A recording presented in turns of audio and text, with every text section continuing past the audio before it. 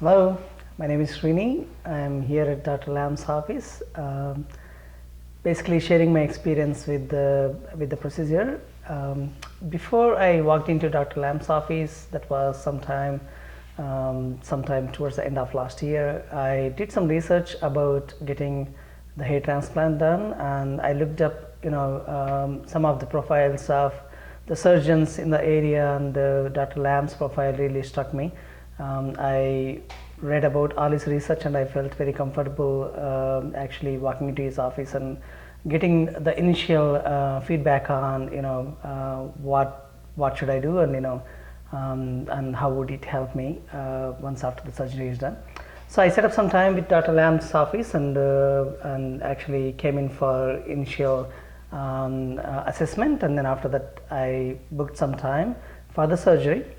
Before coming into the surgery, I was a bit nervous because that was the very first surgery I had in my life, and at the same time, it's going to be more of it was more like a day-long event, which I was a bit nervous about. But I was I walked in early in the morning, got prepped for the surgery, and then actually by afternoon we were done, and it was very painless experience. It was an awesome experience. I was able to move sometime in the afternoon. It was not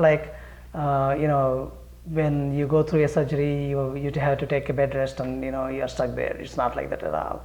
I was able to move and I was able to go home that day and then get some rest.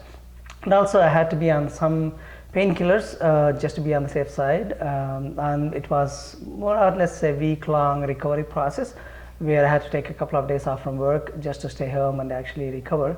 But within a week I felt like normal, and I was able to go back to work, and I just had to wear a hat, but other than that it was very painless actually, to be honest.